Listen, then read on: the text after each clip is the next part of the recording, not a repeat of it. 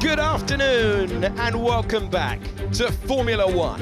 Today, the streets of Albert Park are lined with a record crowd, a crowd which stands expectant of the motor race which is about to unfold. In Australia, it's Red Bull versus Ferrari. Sainz versus Verstappen down to turn 1 is less than 5 minutes away. It is time for the third round of the Formula One World Championship in 2024. It takes place here, 5.2 kilometres, 3.2 miles in length, a circuit which they've been using in various different forms since the 1950s. We have 14 turns and 4 DRS zones in its current iteration, a trip around the lake in spectacular style. It's the soft, the medium and the hard. Qualifying yesterday defined by the soft tyre being a bit tricky.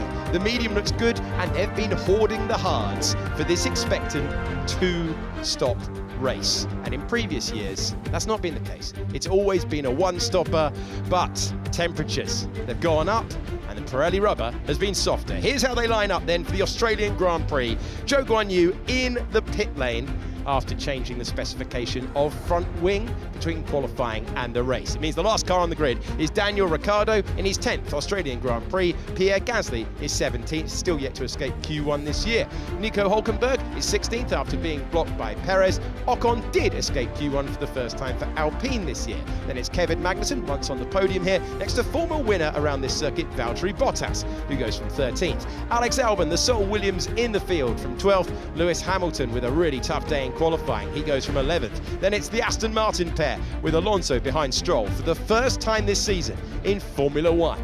Next, Yuki Tsunoda, the lead RB on the grid, next to George Russell, who's 7th on the grid for the second race in a row.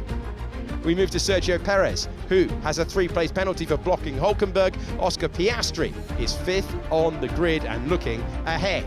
Charles Leclerc could not find the lap that he needed. Lando Norris gives McLaren their best start here in over a decade. Carlos Sainz is on the front row for the 13th time in Formula One, and he's next to Max Verstappen, who has 3 poles in a row. And Formula One is underway in Melbourne. Good reaction time at the front of the field for Carlos Sainz, but his path is blocked by Max Verstappen, who has the lead. Norris maintains 3rd, Verstappen, Sainz, and then it is Lando Norris. A clean route through for all of those in the field. Here we go, the best chance to get past his old teammate. These two started life in Formula One. You're watching a Ferrari take the lead of the Grand Prix. Carlos Sainz, first opportunity offered up. The smoke. It is smoke out of the back of Verstappen's car. Can you believe what we're seeing? The man who has finished every Grand Prix since he retired from this one in 2022. It's gone. It's gone.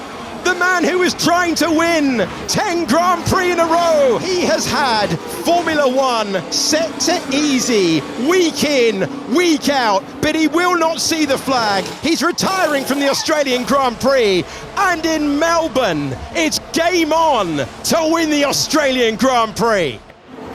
Yeah, I've had an engine failure. Oh, okay. Engine failure. Hamilton out of the race. Our second retirement of the day. It's Verstappen and now it's Hamilton. And Mercedes have had a few worries about the power unit. As he gets out of the car, that'll take just seconds to push behind the wall. Well, there goes the engine in quite a severe way. Sudden cut for Hamilton. Second retirement. And heading to an overtake if Perez can just get close enough. Does he have enough road to sweep around the outside? There is your answer. That Fernando Alonso will not have the speed of Perez. In fact, Alonso darting out of the way, doesn't want to get mixed up in the Mexican driver's race. There's the call. This is not going to be popular amongst the Aussies. When you see Verstappen go out of the race, you know there's a point on offer for teams who need to take their chance. And Alex Albon running as close as he dared to the back of the Haas. This is how Oscar Piastri was able to take the position on the outside and then just out of the points, these two. Kevin Magnussen thinking about the move to the inside.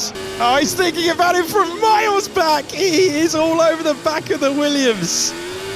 It's going to be quick again. It's going to be very fast.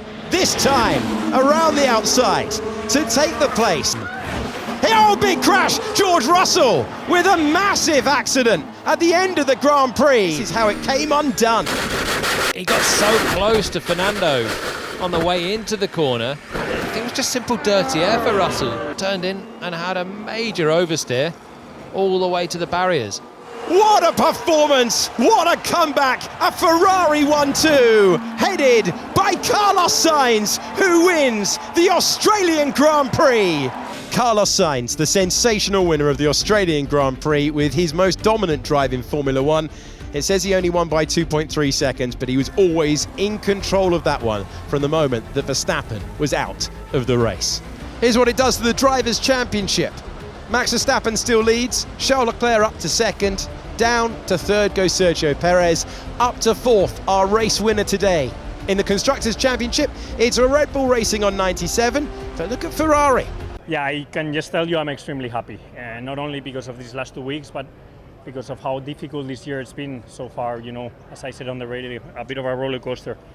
You start the year with the bad news of the non-renewal and a bit thinking, okay, what's next in my life? And then you prepare yourself, you go training, you do your winter testing, you arrive to the first race, and boom, a good podium that sets the season going, gets the season going, and then suddenly the appendix, the unknown of when am I going to be back? Am I going to be back in full form? How long it's going to take me to get back up to speed and confident? And then suddenly you come back and win. First and second was the best we could do this weekend, so on that I'm very happy. On my own performance, I'm not extremely happy. In qualifying I didn't do a great job. I was starting further back than what I would have hoped for. In the race my second stint wasn't great. I had a lot of front graining.